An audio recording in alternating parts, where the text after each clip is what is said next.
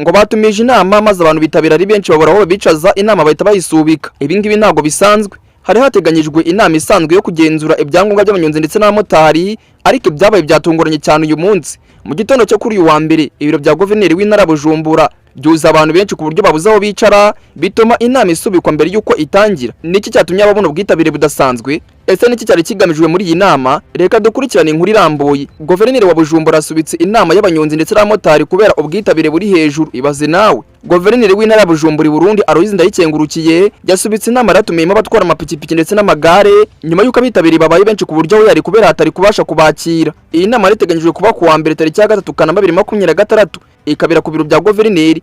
Yari igamije kugenzura impushya zihariye zemerera abanyonzi ndetse n'abamotari gutwara abantu mu mujyi wa Bujumbura, hagamije kureba nimba izo mpushya zose ari umwimerere kandi zaratanzwe mu buryo bukurikije amategeko. Kuva ku masaha ya kare muri kino gitondo, abanyonzi ngo n'abamotari baturutse mu bice bitandukanye by'umujyi wa Bujumbura ngo bari bamaze kugera ku biro bya guverineri ari benshi cyane. Ngo bwinshi bwabo gatumye inyubako iri gutangirwamo inama ibura ubushobozi bwo kubakira bose.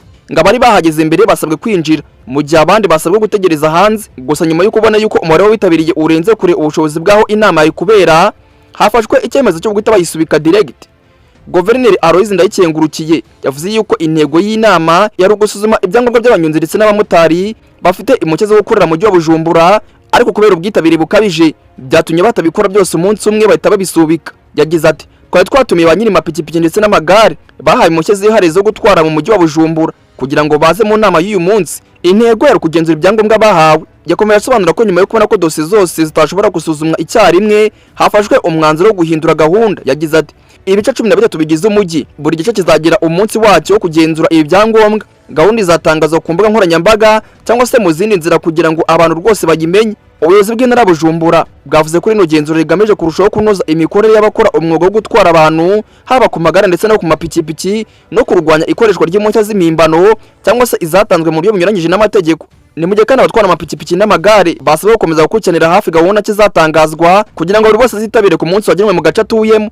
Biteganyijwe yuko rino genzura rizakorwa mu byiciro bitandukanye, aho buri gace mu mujyi wa Bujumbura kazahabwa umunsi wako wihariye, hagamijwe koroshya akazi ndetse no kwirinda umubyigano nk'uwagaragaye kuri uyu munsi, bigatuma basubika inama. Kino gikorwa kandi ngo kiri mu ngamba ubuyobozi bw'u Burundi bukomeje gushyira mu bikorwa zigamije gutunganya urwego rw'ubwikorezi bwo ku magare ndetse no ku mapikipiki, no gukomeza kugenzura ko abakora uwo mwuga bujuje ibisabwa n'amategeko. Ngaho nguko rero urumva ko rwose inama ari kubera mu mujyi wa Bujumbura bageze gutya bakayisubika, bitewe n'uko abamotari ndetse n'abanyonzi bitabiriye ari benshi cyane, kubera ubwinshi bwabo bagahitamo gusubika inama.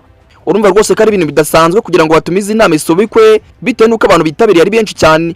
Gusa nyuma yo gusubika iyi nama bakaba bashyizeho gahunda yo kugenda batumiza ibice bitandukanye byo mu mujyi wa Bujumbura, buri gace kakitabira ku munsi wako kugira ngo bazagabanye umubyigano nk'wabaye uyu munsi. Ngaho nguko rero ngibyo byabere mu gihugu cy'u Burundi mu mujyi wa Bujumbura. Bagiranika agace mu nyina cyari mwe Nyabari Obed, naye ngi nisoko y'amakuru ruteza amatwi. OB Time News.